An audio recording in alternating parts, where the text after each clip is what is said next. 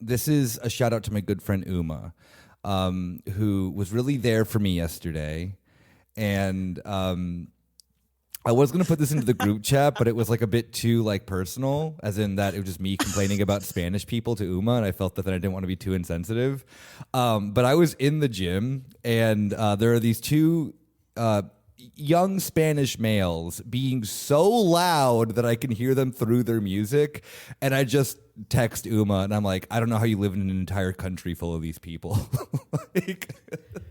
Yeah, I mean, at least Catalonia is not so Spanish in a sense, but also I've always avoided Spanish people wherever. I mean, I couldn't. Gone. This is my tiny little gym that I go to, but it was like immediately I clocked it. I was like, it's like, I don't know what it is. I mean, I do know what it is. It's like there is a tone that then Spanish men speak in that drives me insane.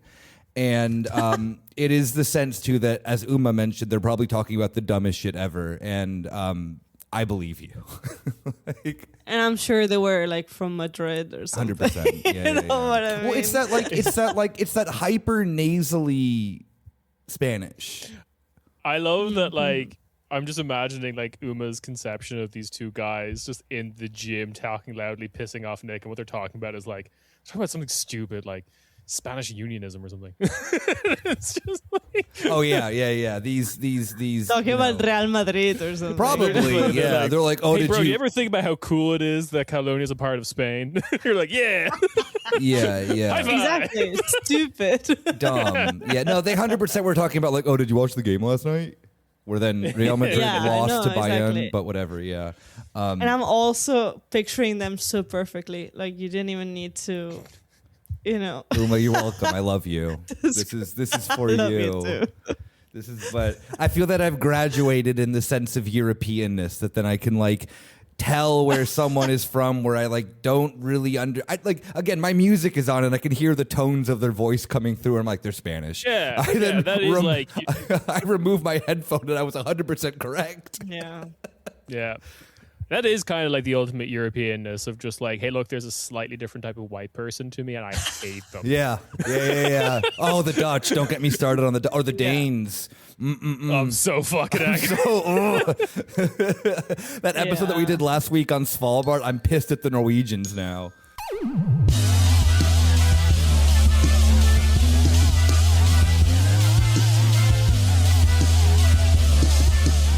Hey. Welcome to your weekly Corner Späti. It is me, Ciarán. I am joined by Uma. Hello. And Nick. Hey, yo. I'm racist now, apparently. But in an adorable European way. In a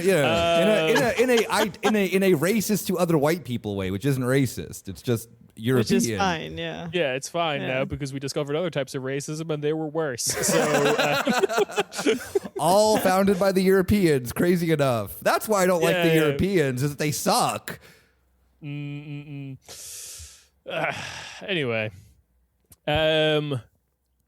today we're obviously going to be talking about probably like the biggest news story in like European affairs that is exclusively like European affairs. That's right. Eric Adams is Albanian.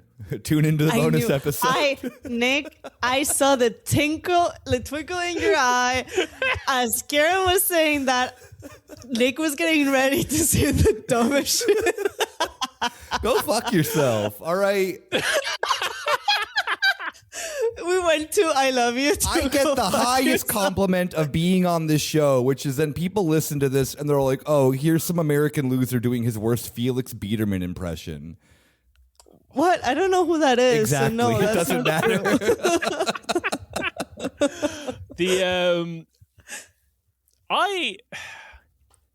So in a sense I want to talk about it, and in another sense I don't, because I feel like Eric Adams was always Albanian, like in his heart. Oh, no. Okay, I mean, but what's was it just randomly made? Okay, I need the story, Nick. Please go on. He became Albanian. He's an Albanian citizen. The story behind it is that then I am surprised that he didn't become Turkish, because he was doing so much corruption on behalf of the AKP during his time as mayor. But it's just the thing that then Eric Adams won. My favorite Eric Adams point of you know, a little tidbit of info about him is that then he was at the club every single night. So boys out there, but also like every week was then saying like, I'm Italian, I'm Albanian, I'm Turkish, when like meeting with like local populations of New York Yeah, City. that video is so funny. Yeah, And yeah. I guess it just has like progressed with then that Albanians being the way they are, I guess, of being, you know, ultra, you know, proud of it. Hooked on to the fact that then Eric Adams, I think also is like pictured doing the double eagle hand gesture at some point. They just, you know, at some point it had to happen, right? There is one piece of this lore that you are forgetting and that I am not forgetting because it is Eurovision adjacent. Oh my God. Yeah. Of course. Go on, King. Yeah. So Eric Adams' son took part in Albania's national selection process for Eurovision. Didn't win, but he was there. And there is like an Instagram story from ages ago of like Eric Adams watching like Kengas Festivalis or whatever it is. I'm not pronouncing that right. It's fine. From his like hotel room in New York, because he doesn't live in New York and never did while mayor. But like, yeah. Yeah, so that's also one other aspect of the Albanian connection, which is that his son, Jordan Coleman, aka J-U, Jayoo, is a rapper. J-U, like, nah, never mind. I'm not even gonna go into that one. Yeah, Coleman released a 2025 EP titled Jet Lag Dreams, inspired by his time in Albania. So that's kind of sick, I'm not gonna lie.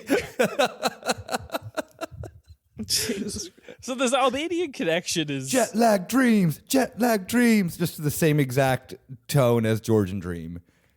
I think we should yeah. We should probably listen to that album at some point.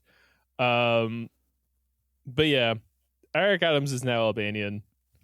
Good for him, I guess. Salute to my Balkan brother. I hope he moves there. Like, is he going to move there? I hope so. I mean, I don't think he has no. I mean, he can't, right? He'll like vacation there probably. But he doesn't. Eric Adams has such American energy that I don't see him living anywhere else. Like, he'd be bored of it. You know? Yeah, true. Like, he's so out of his mind that only the United States can provide him the sustenance, the mental sustenance that he needs to survive. Like, every like post interview, first that main interview that he did with whatever that woman's name is, who I can't stand, is one of the most batshit insane things I've ever seen in my life, where he just like talks about having a six pack and like, you know, other shit like that. And then his crypto rug pull sort of thing. I don't even know if it was ever a rug pull because it never. But he's like, I'm gonna use crypto to fight anti-Semitism or whatever. Jesus Christ. He's too cool. Like, well, to listen to him, he has failed. Like that guy crypto did nothing according to them about anti-Semitism in 2025. So. Yeah. Oh well. Who would have thunk? Who would have thunk? Startup Nation, baby. Yeah. Anyway, we'll check in on Eric and his increasing and his Albanian adventures, his Albanianness levels. I do love the fact that now he is a permanent. He can become a permanent topic on the show because he's now European. Yeah, it's like him and Chet Hanks. Yeah. Yeah. My two favorite Usonians. Yeah. It was like as soon as Chet Hanks got the like, I think he got grandfathered into Greek citizenship because his parents got it. But like, yeah. So because of that, we're just like, it's fair game for the podcast. We can talk about Chet Hanks. Exactly. We can do the Chet Hanks voice and say it's a Greek accent. I mean, it is. In a very strict definition. Yeah. So the main topic of the episode, as I was trying to say, is about how the West has fallen, and Peter Magyar has taken over in Hungary. So yeah, we'll get to that in a second. First, we probably do need to address the news, which is coming in really hot and fresh right before we sat down to record, which is actually realistically might have completely changed by the time you're listening to this in like 2 days, to be perfectly honest. Yeah. Is that the Strait of Hormuz is supposedly open again. So Trump truthed it out that it was open again. The Strait of Iran is open, baby. He called it the Strait of Iran, which like hilarious. And at the same time, I didn't really believe it or get totally notified until like the foreign minister of Iran also said that was going to happen. So yeah, during the ceasefire, the strait will be open again, which is a bit more of a caveat than Trump is putting on it, which is to say, hey, this could happen again. And they could do it again, because I don't think the situation has really changed all that much, other than Iran can close it when they want. And they've shown the world what happens. Yeah, well, I mean, like the double closing of it was the literal dumbest thing. Like, well, you say that, but now it's open again, so maybe it worked. true. Yeah. What Trump like Uno reversed Iran and won. Yeah. And possibly has nothing to do with those images coming out of like U.S. aircraft carriers, like having the toilets flood. And did anyone else see that, like the food that the people on the aircraft carriers are getting at the moment? No. So basically Slop, a bunch of, I imagine. the U.S. like a bunch of like Navy Marines. They're Marines, No, right? Members of the no, Navy. no. All right, the Marines are part of the Navy, but the Navy it would be sailors. Sailors. Yes. Interesting. Seamen. Seamen, yes, exactly. Come. Yeah, a bunch of U.S. cum. They're getting like food packages from families back home because the food situation. That's on so board these tight. ships is, like, A dire. one Whoa, we're Trump too fucking. The U.S. wants to have like a $1.4 trillion budget by the end of the Trump administration, and they can't even feed their stupid little boys. I saw a picture of some of the food. It is bad. It was so obviously they're all served on these like canteen trays, which like that's probably what you would expect when you eat on a boat. Mm-hmm. It's probably pretty good for eating on a boat, to be fair. And it was like refried, like a small portion of refried beans. Oh, and God. then a slice of aubergine that had been cut so thin as to be translucent. Tight, hell yeah! Oh my God. I love the largest military in the world doing this, because normally in the sense it's like we see the videos of like, you know, like my favorite boomerism is when like they give active servicemen like steak and lobster, which is the sign that you were going to be deployed. And then boomers are like, look how good Trump is treating them. It's like, no. Trump is going to like turn them into putty. Like, this is not a normal meal in the military. This is a meal that you are getting before you are going to be like hit by a shahed in like 24 hours. Yeah, this is like a goose in France being like, I'm only eating chestnuts today. This rules.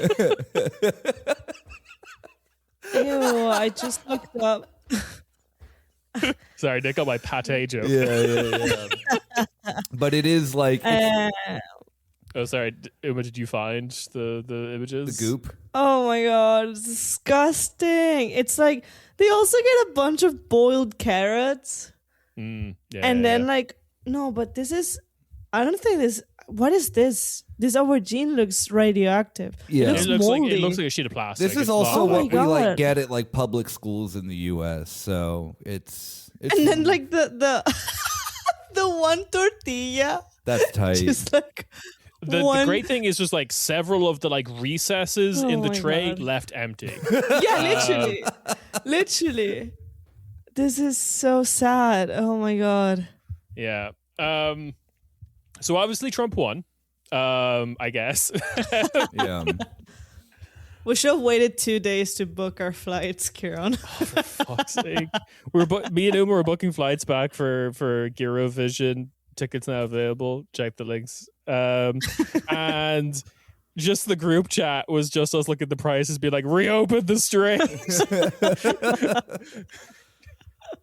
Iran, reopen the fucking strings.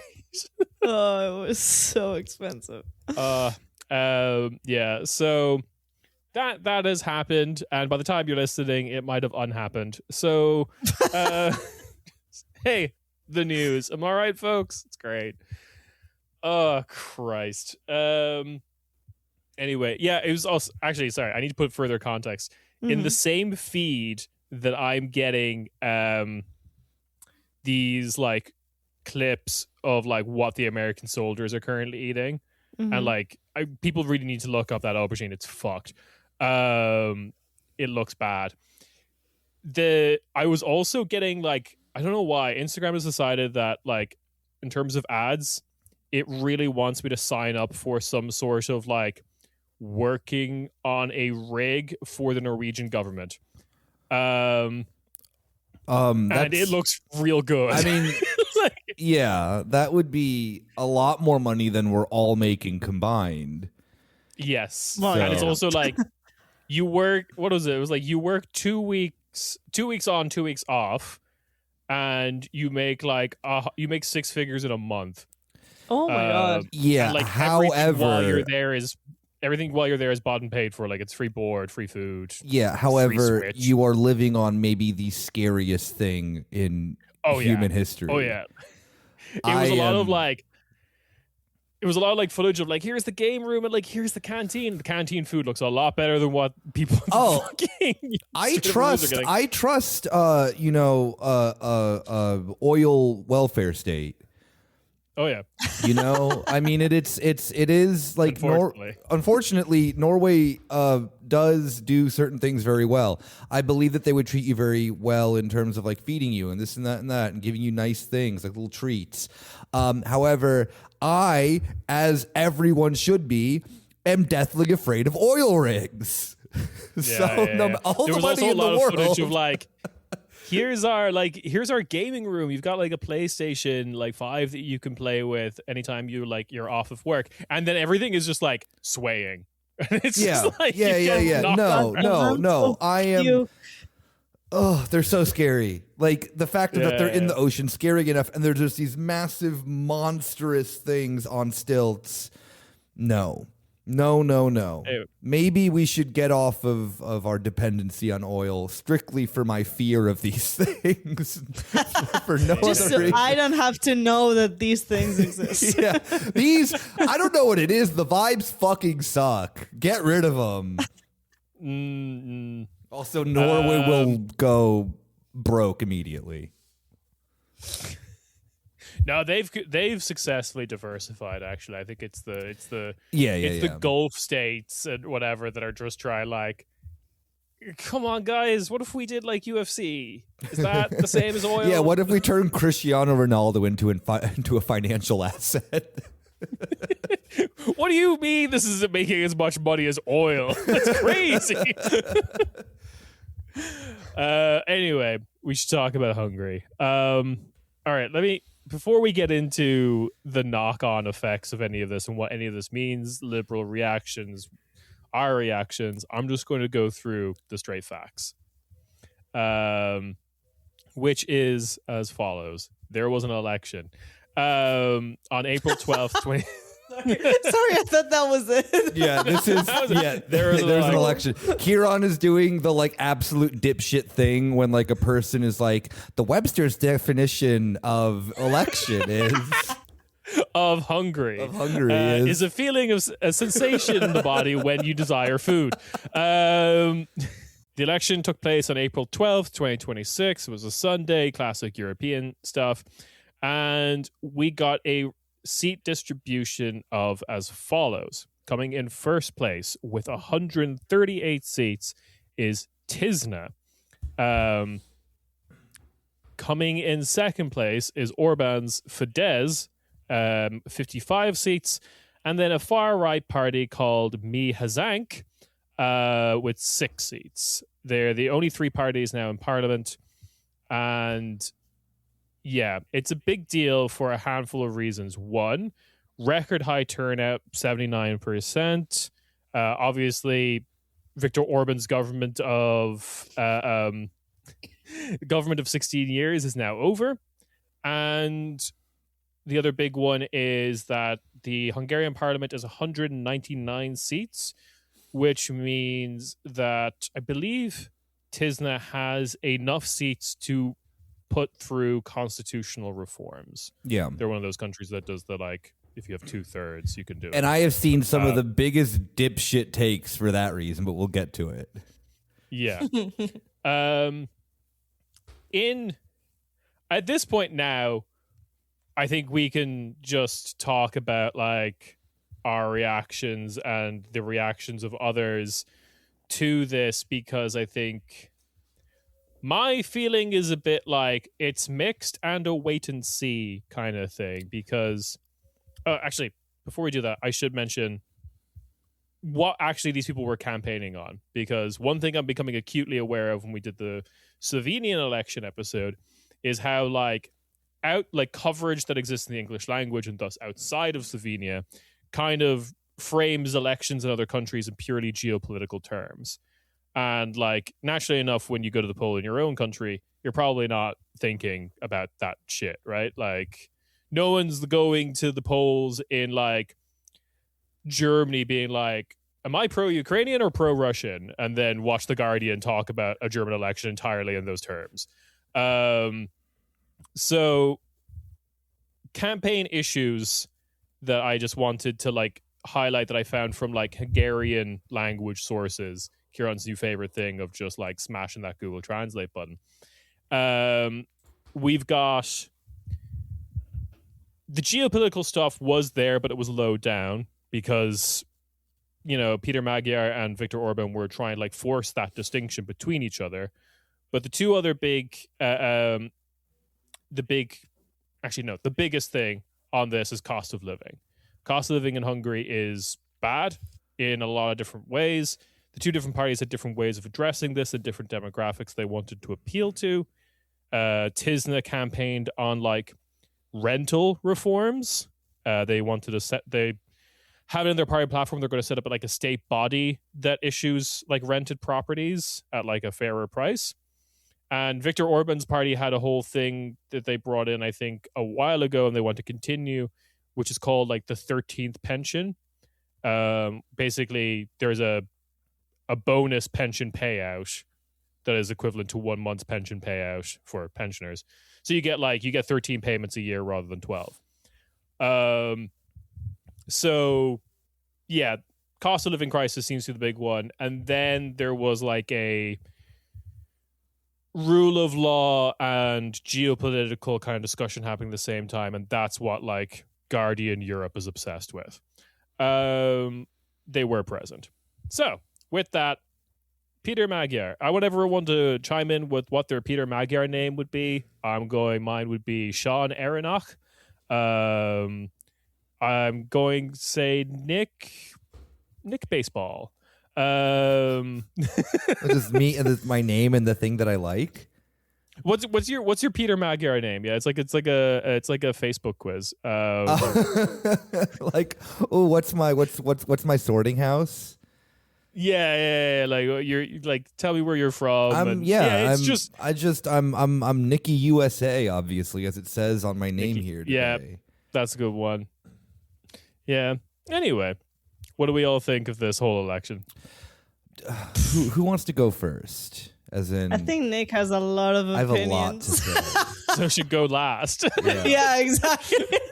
Oh, bitch! Fine, whatever. Go fuck yourself. No, you go with it's the building crescendo. No, because I think in the sense that a lot of the stuff that is on my mind is on the gang's mind, right? So yeah. Sure, probably, yeah. I mean, or not, or you guys we are wouldn't be.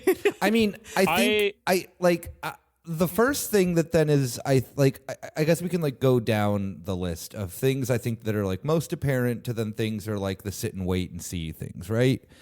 So the most, because Ciarán mentioned this last of like the rule of law sort of discussion in Hungary.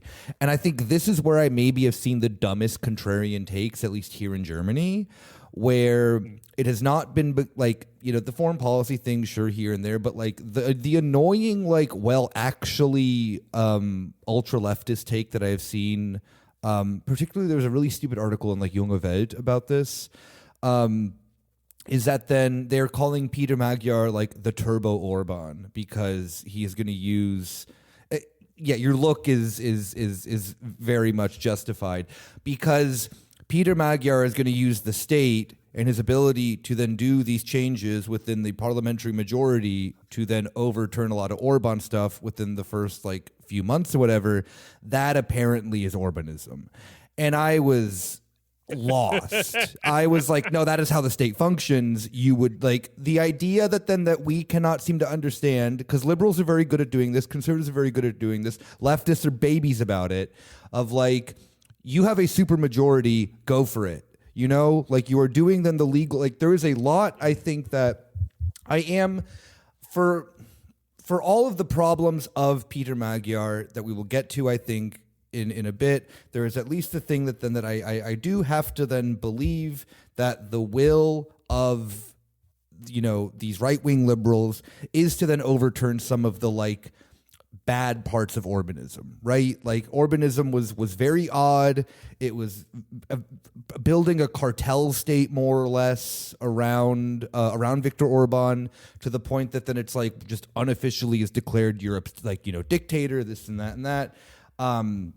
A lot of similarities, of course, between like him and like an Erdogan sort of person.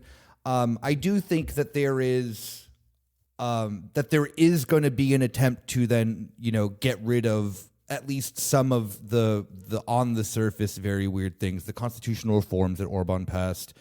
It's, you know, et cetera, et cetera. This kind of like, you know, also just like the fact of that, then how he used the state as like a bullying platform for him as well too.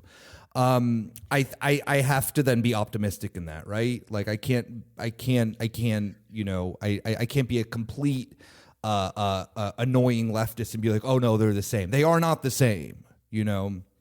Yeah. I think that's probably the thing I was probably most afraid of, which is that Peter Magyar might come in and be a good kind of like, in the way the Democrats try to be, like a good liberal, in the sense of like, I will not, you know, when they go low, we go high, you know, we will not stoop to Orban's level.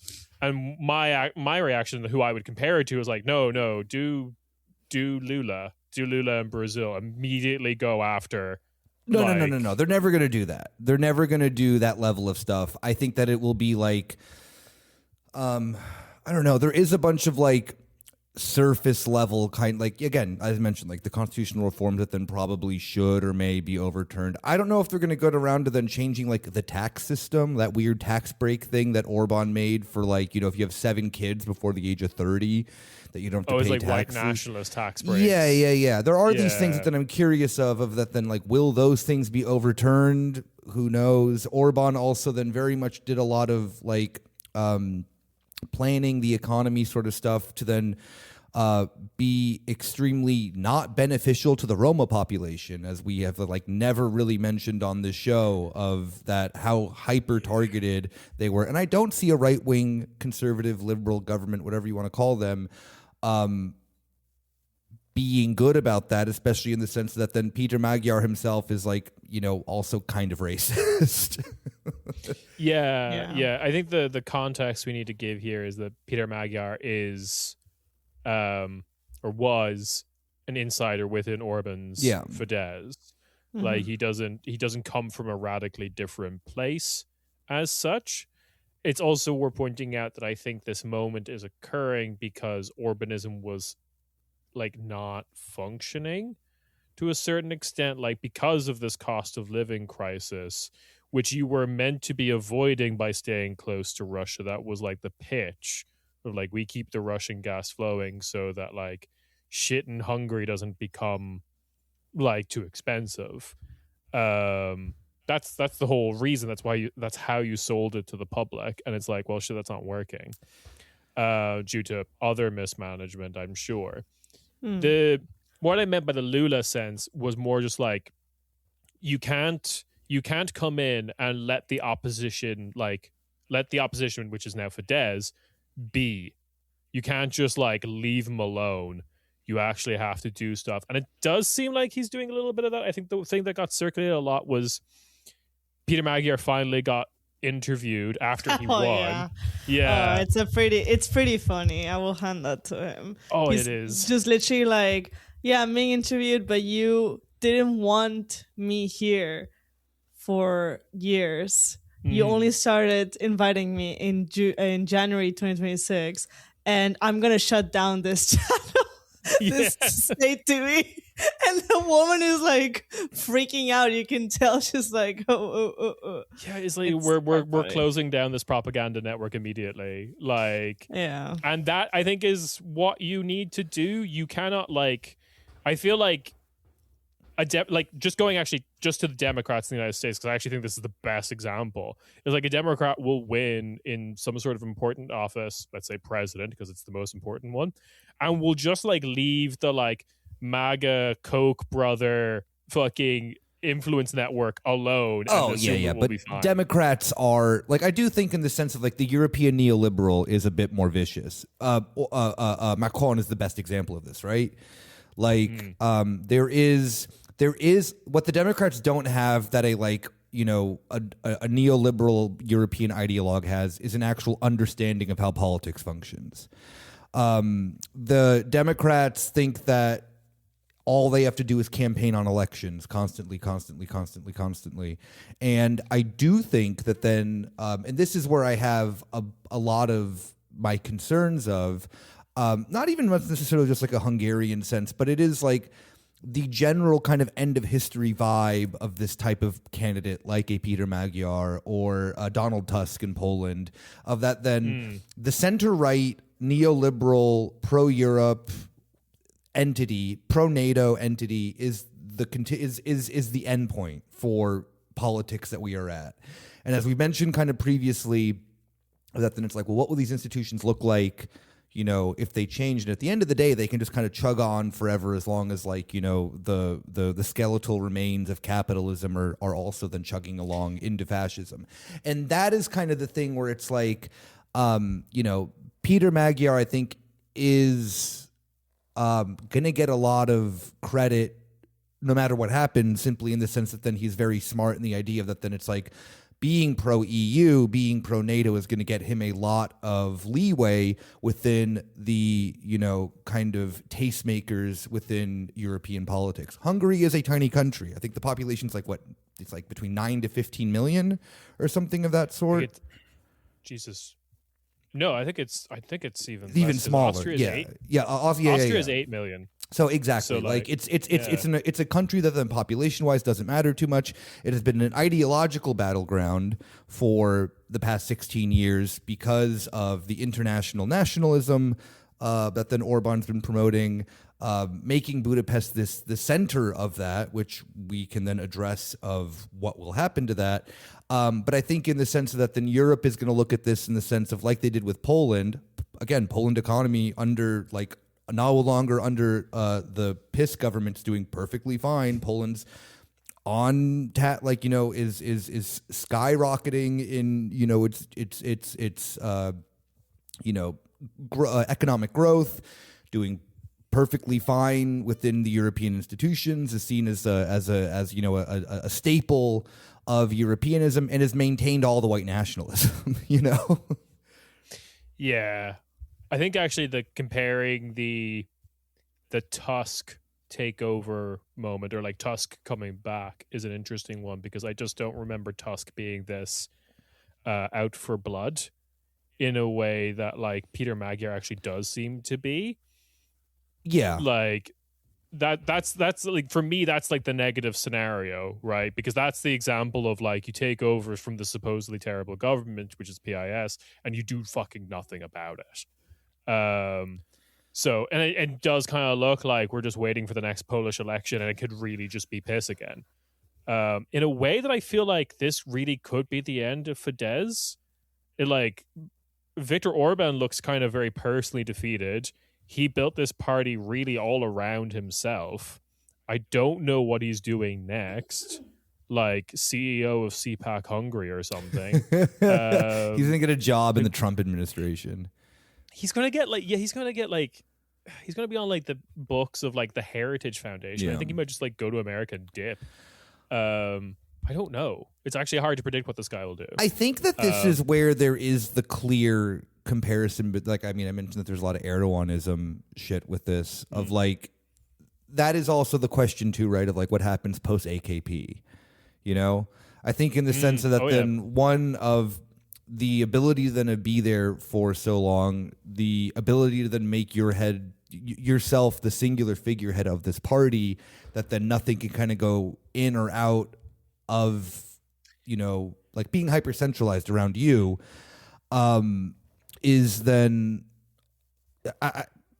maybe they had some sort of plan for this. I don't know, but it is one of the questions. I mean, like Trump is a big question about this, right? What happens to the MAGA movement after Trump dies, like whatever, next week or something like that?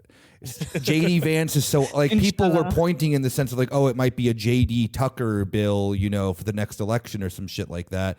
But JD Vance, I mean, literally, JD Vance is one of the reasons that Viktor Orban lost this election. We didn't even talk about that. That was so good. But that's the thing. Like Orban was focusing so much on foreign affairs and like his image, like how Trump and the US and like other places like that see him. And yeah, having fucking JD Vance at his literal last rally before the elections, like, what are you doing? I think that's why Magyar won, as you were mentioning earlier, Ciarán, because Magyar focused a lot on just how shit Hungary is under Orban. Like internal stuff. Absolutely. Internal stuff. And like, yeah, the cost of living, as you were saying earlier, and all of that. And Orban was just like chilling with JD Vance. I actually just, because I got Tisna's like party platform, like what they were campaigning on. And like it's like 3 out of 4 of them, like there's like 4 main policy points, right? 3 out of 4 of them are domestic politics, and the one that isn't domestic politics is for domestic political reasons. So like it's housing reform, we talked about that, like the state supported rental company, social services. He kind of attacks Orban in the sense of like, I'm going to put someone with like a medical degree in charge of like Ministry of Health, not just one of my buddies. That's kind of his whole thing, right? Because he's like acknowledging that like welfare and healthcare are not doing great. Economic stability, he says one of his main priorities is stabilizing the forint, the currency.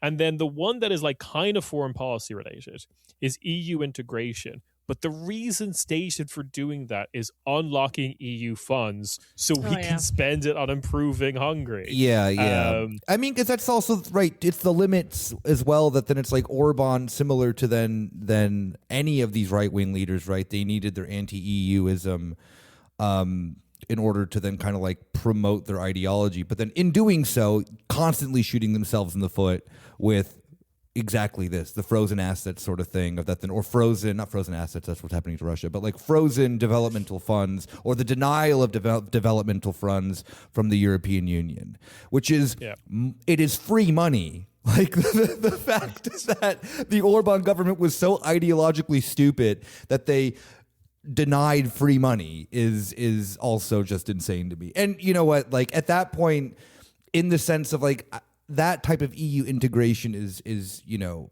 completely fine. You know, I mean, it's in the sense of where that then goes, I guess, is questionable. Yeah, but I think it's also like if you look to the successes, quote unquote success stories, this is all got in capitalist logic, GDP, all very flawed. But the successes of Eastern Europe in the EU have all been like the countries that were like EU funds, hell yeah. That's Romania. That's like Romania. They've had like China level growth for like all years bar last one.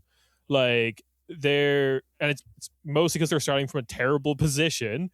But it's still just like, yeah, what do you mean EU funds? Why would you say no to these? What are you fucking talking about? It's just very funny in the sense that is like I don't know, yeah, like maybe the state doing things and giving money to things, good. Yeah. Crazy. The other weird thing is it's possible that Orbanism has kind of broken Hungarian neoliberalism in the sense that like Orban was quite statist. Like I remember watching those documentaries that were like, here we are at basically the state-owned cheese factory in rural Hungary that Orban was like responsible for, and it's all for like mercantilist kind of like you scratch my back, I'll scratch yours kind of fucking bullshit reasons. But it is still just like, hey, this town's equivalent in another country, even a Western European country, it would be fucking a wreck if it weren't for this fucking state-owned cheese factory. Well, it's the kind of like Russian cartelism, right? Like it is. Yeah. It's very much like they're not really state-owned industries. They are. It's the purest form of corruption. State-friendly industries. Yeah, right. Yeah, and it's that plus the fact that like Tisna and Peter Magyar comes in with one of our remedies to cost of living is a state-owned kind of like rental company, basically, and that's like Macron would not suggest that. Like, God, no, never. I also think the thing that I'm a little bit impressed with in terms of a comparison to Poland is how more aggressively in the other direction Magyar's policy seemed to be going. One of the things that I saw, which, you know, Poland would never, is that like Tisna is talking about getting Hungary on the euro in 4 years. Like that's we have our issues with that, but it is just like that is like aggressively departing from like Fidesz policy. Yeah. Also, homie, don't do it. I know that it's like it's tempting, it's tantalizing, dare I say. You're gonna wreck your economy even more. Look at Croatia, or what? Yeah, wait, Croatia, who just went on to it? Yeah, great, phenomenal idea. Bulgaria is the most recent now. Oh God, yeah. I do remember look at Montenegro. Montenegro is so expensive. Yeah, but I think it's just kind of hard to pitch that to the Hungarian public now that they've had like their local currency operating like a cryptocurrency for the last like year. Yeah. I mean, like maybe it's in the sense of like, I mean, I'm not giving Poland credit, but like one of the smartest things that they have done is remained off the euro during their periods of massive economic growth. The other thing is the difference is there's also a populism difference. My understanding is when polling is done in Poland, people don't want to leave the zloty, but people in Hungary want to leave the forint. Like there is just like the euro polls well in Hungary. It is the dumbest idea to get rid of your own monetary policy. Please don't do it. You can control your own currency. Please, you can fix it. You can fix it yourself. It is the problems of Orban's really, really, really stupid economic policies. It is not the fact of you having your own currency. Do not do it. The euro is a failed project. It is bad. No, Hungary, stop. Just yelling. You're doing the fucking Breaking Bad meme. Just yelling from the no, I'm doing the thing of in Interstellar where he's like yelling at his daughter.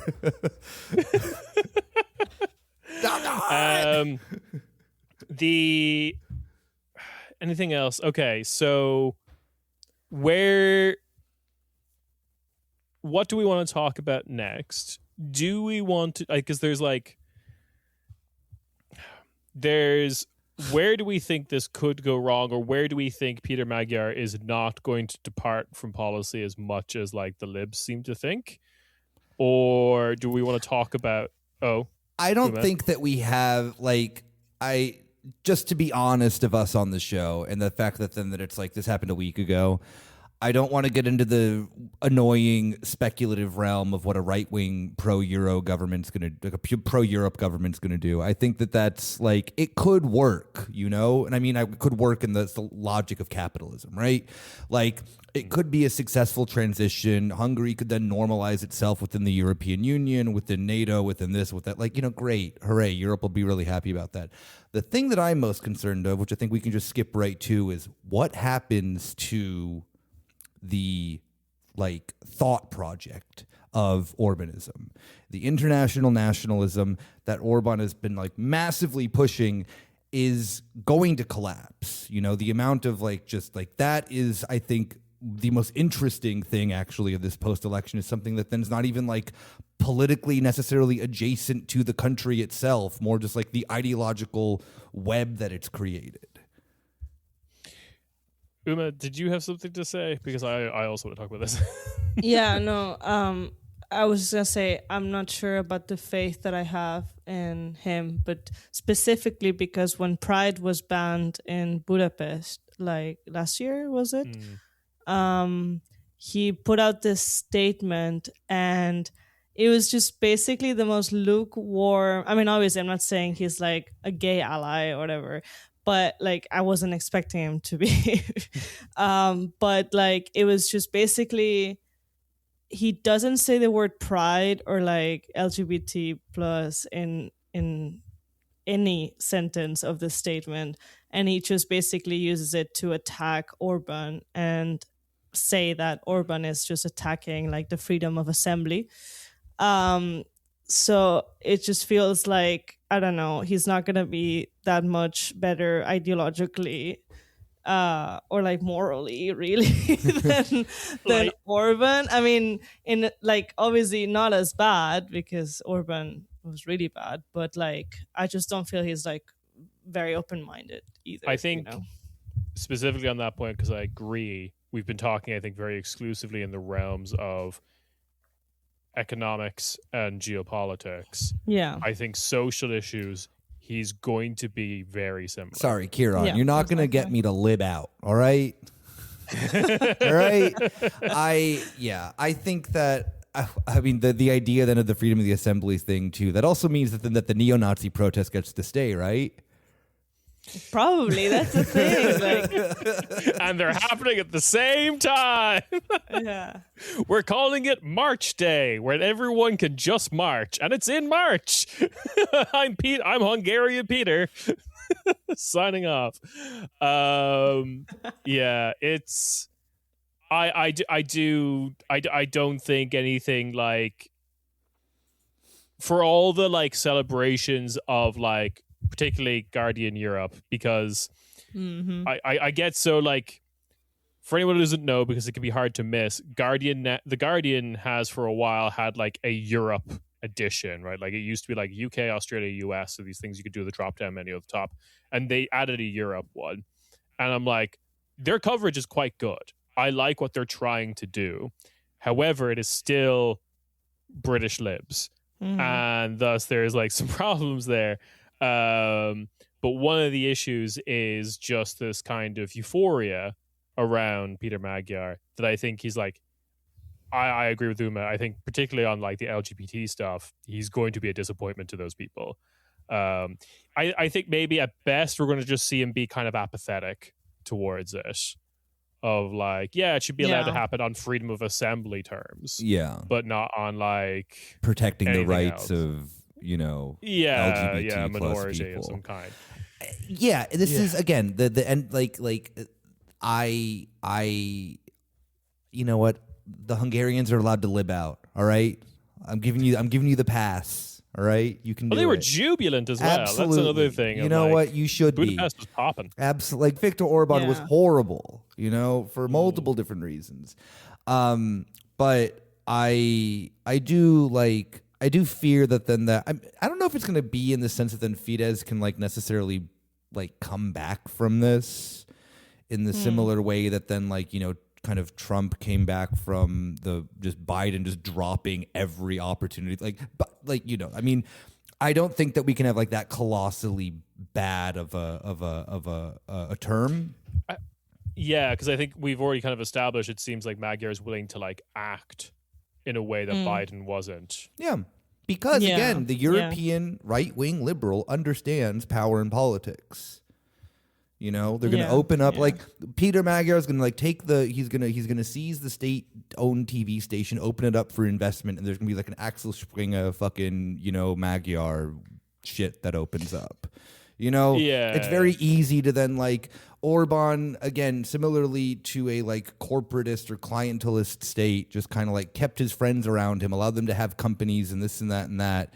And just, you know, kind of have this moment of like, we're going to like, you know, auction off, not auction it off, but it's like, we're going to have more competition. We're going to have more of this. We're going to like, Europe's going to love it, you know, in the sense of it's like in that type of like internal domestic investment sort of stuff and whatnot, it's going to be fine. But I agree with like, you know, very much the point of that, then it's like they're going to be able to get away with a lot more of the right wing shit now because Europe's going to be just like applauding them the whole time, you know? Like, so I think what we might be saying here, or at least what you're saying, is it's just Maloney again. Because that's what Maloney did. Yeah. Like she kind of got in and being like, this is an acceptable right wing because she aligns on like, she's not like anti-EU in the way that Lega is. She's not aligned with Russia the way Lega was. And she's still like, just as right wing on like every other position, you know? Yeah. I mean, we've now, you know, the idea of like Russia, Ukraine stuff being a right or left wing topic is stupid, but you know, in the sense of just like, you know, the economic and the social things, Maloney is like a proto-fascist, you know, like still. Oh yeah, she was in fucking NSI or whatever. Like, hey, forgot about them and her whole thing. Yeah. But you called this forever ago, Ciarán. You said that Maloneyism is the future, and here we are. And I think that you might certainly for the right way. Yeah. Pat myself on the back there. And but now we do need to talk about what Nick has already brought up, which is my favorite Euronews's favorite guest speakers on their panel shows. For anyone who doesn't know, because you live in a different part of the world, Orban has somewhat successfully built, like, obviously there was that media network within Hungary, which we talked about, Peter Magyar going into those studios being like, you're fired. But then like, but there is also the think tank network that has greater ambitions than just Hungary. We did an episode, a couple of years ago now, but about like the MCC, which, God, what's that stand for? Matthias Corvinus Collegium. I don't know. That's so lame. Yeah. Wank. But like, they were the ones who were like, "Oh, you're being Magyar phobic because you're mean to Orban." They have been, them along with a handful of other think tanks, Danube Institute, the Center for Fundamental Rights, the Sazedveg Foundation. There's loads of these things have been kind of spreading throughout Europe. They're very involved in Brussels politics of like spreading this I guess the term that Orban coined, a liberal democracy kind of viewpoint, and we have to wonder if that is just going to fall apart immediately or if it will maintain itself. I think that you mentioning the illiberal democracy just made my like brain tickle for a second, right? Of it's like there is just like, I think that then that this is the massive misunderstanding of liberals is this illiberal democracy point of Orban, of that then it's just like Orban is power being implemented within the way that then that liberals also want to do it, just done in a way that they don't like it. You know, Orban and the right wing, under this like national economic idea that Orban had an understanding of power. And sure, it's corrupt, it's whatever, it's this and that and that. It's just like it's the same thing of like when the U.S. just like does, like lobbying and corruption are the same thing. We just call it something different. The illiberal democracy, wording and whatnot, I think really like they weren't themselves promoting that idea. They're promoting this idea of then like the new modern conservative, basing itself on a lot of principles actually out of the United States. So using the most perfect liberal, nation state concept and trying to then get a lot of those intellectuals is giving these people way too much fucking credit, but like, taking things like the American conservative also, I believe, had money coming from Hungary and stuff like this, and the European conservative. And the idea then of remember like years ago, Tucker Carlson does an episode, like a week-long thing of him in Budapest to then show that this is the new center of true classical liberal freedom, and very specifically mentioning it in the sense of like that tradition of like libertarianism and whatnot. And I think that then that is also like a point that like, while it is like very funny to see like the Magyar phobic stuff and whatnot and this and that, ideologically Hungary did try to professionalize it. It's just that then that the weirder that the right got, Hungary couldn't keep up, because there is like the anti-intellectual movement of like the Trump administration or like the AfD and stuff like that doesn't really care about going to CPAC Budapest. And I think that then that it's going to collapse in itself for that reason, maybe not necessarily in the reason that then the funds aren't there, but I could be wrong. I mean, they did kind of like understand how to build something like this. Like they were right. They were correct strategically to put like someone on every fucking panel show you possibly could get someone on. Very true. That is how here is fucking Johnny Combustion from the from the fossil fuel industry to talk about why we need to have more V8 engines made or whatever. Yeah. Yeah. The like level it's an American playbook. Yeah, 100%.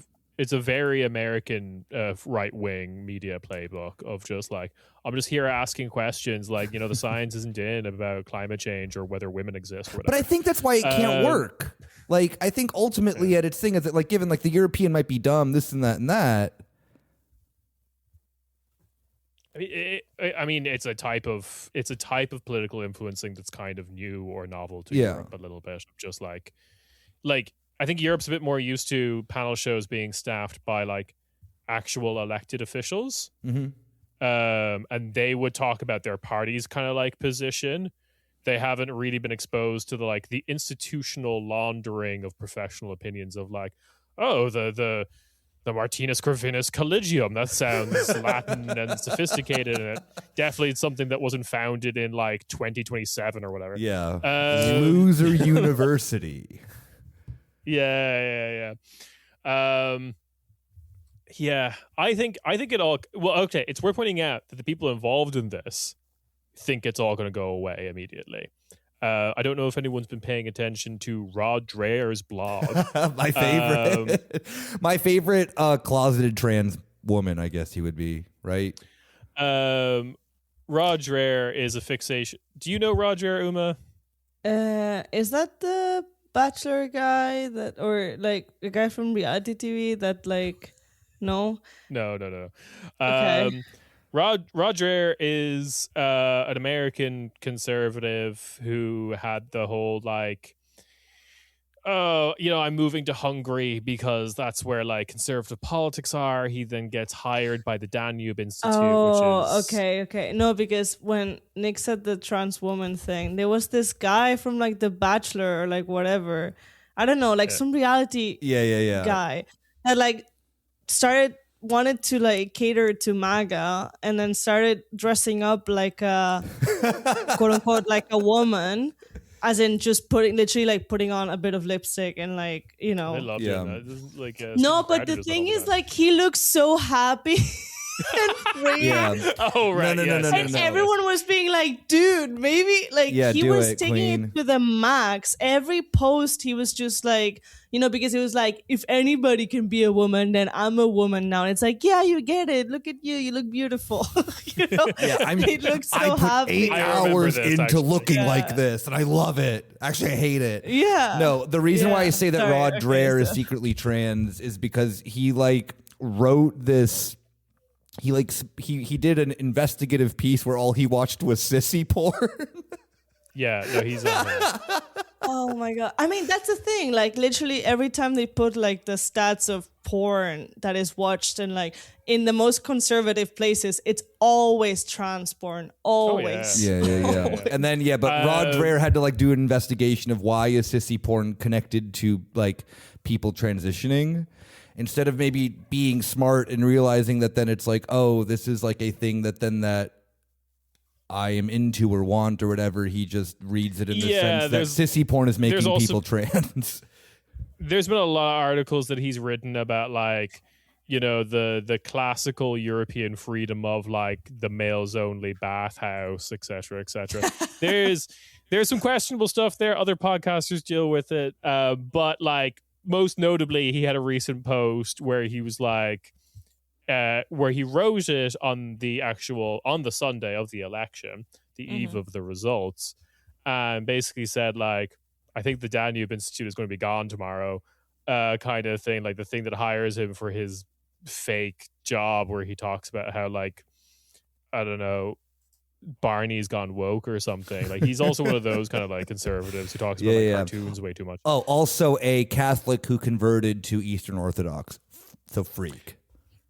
Also, that's freaky Bad. behavior. he wasn't also, isn't that his second conversion? He wasn't born into No, Catholicism. he was not. I don't think he was born in Catholicism either. So it's just like, Yeah, he did the whole like, I joined Catholicism because I thought it was like anti-woke Protestantism. Oh wait, it isn't. I'm going to join Orthodox because I think that's anti-woke Protestantism. which he is right then on that one, I guess, in the sense of it is closer. Orthodox. Yeah, Orthodox is anti-woke Catholicism. So yeah, like the people who work at these networks think that it's probably all going to come tumbling down. I mean, I hope so. It does. Yeah, Not for our I think sake, actually. It gives us less things to talk about. it was a good content generator for us. I'll be real. We will be putting in a bid for one of these stupid websites. we buy one of the Orban think tanks, and we're just like, no, we're actually not going to influence your message. Just keep doing it, and we're just going to take the piss of it on our podcast. It's like, don't you want to make it like a think tank that would like promote socialist ideas in a European state? It's like, that sounds like a lot of work. No, I want to convince conservatives that they're into like that like weird fucking milking shit or whatever.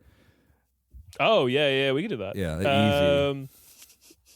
Now that the open bid on Hungary's influence network, we can. I'll pay you in your made up ass currency. It's fine. Yeah. It's like, we'll pay them a tenner. What is that, like $1 million forints? Grand.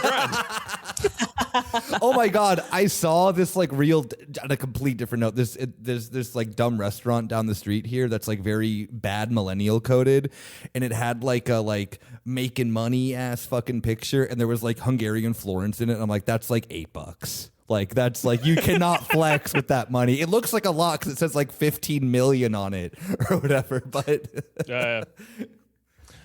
I think, I don't know. I get the impression that Orban's and Fidesz was just so singularly based around him that like it's kind of possibly over now. Not to say that like Hungary's suddenly fixed or whatever, but like I think this is the difference between it and PIS was that PIS really wasn't this singularly focused. PIS seemed more like a party. Rather than an ideological, yeah. But with that is our we're at an hour now, so that's our assessment of Hungarian elections. There is a good deal of wait and see. We'll see what Peter Magyar does. We'll see what happens to Orban in opposition, if anything. I think tickets for CPAC Hungary next year might be real cheap, and we should go. Yeah. Sponsored. We're here for the last CPAC Hungary. Yeah, that'd be good fun. That is the thing. But- Like the lineups have been getting so bad. Like who's going to be next year? Yeah. Like Clavicular. No, he'd be too Yeah. big. No, it couldn't be. He No, he's asked too- too much. he's too He's too big for it. big. It'd be like the Polish Clavicular. Yeah, it'll be like a deep cut in that body like modding scene or whatever. It'll be Looks maxing. Yeah. Lux maxing. A body sorry. modification is something different, Ciarán. They'll get someone from the body modification scene On accident. from the lux maxing scene. And this guy demonstrated that he put like his contactless payment card into his wrist. Yeah. Or just a person that has really big gauges. Oh, god damn it. Anyway, we do have something to shout out, which is GYROVISION Numero 6 is available now. You can buy tickets on our Patreon. However, I've been informed that Patreon doesn't allow you to buy multiple tickets, and people have already complained.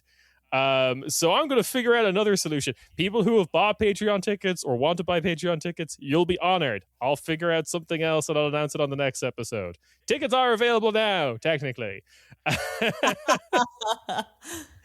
16th of May, we are back in Film Atcha, which is where we did GYROVISION 2024 in. There'll be a lot of couches or whatever the hell everyone sat in last time. It was. I loved the vibes of that place. Are you kidding me? It was so good. It was good. Yeah. Yeah. So do come down for that. You can also pay at the door. I think the bar, like it was last time, will also go towards Heal Palestine is charity that we're giving money to. From my research, it seems like they still have access to actually, do things in Gaza, because that's a real concern with Palestinian-based charities. Is sometimes they just can't get into Gaza. Yep. For anyone who doesn't know, we are doing People's Champs. We are getting the most voted for songs of the last 10 years for every country and putting them against each other. We are relitigating Loreen versus Caria. We are Chanel Slow-Mo's getting a chance again. It's all happening. And with that, we will catch you there, 16th of May. We'll be on Twitch as well if you can't come. Also, let me know if you're interested in going to a screening in the Netherlands, because some of our listeners are trying to organize that. We're getting literally international now. Yeah, that's crazy. Absolutely. 2 countries that are very similar to each other and right next to each other. And with that, we will catch you on the bonus feed. Ciao, ciao. Bye-bye. Bye-bye.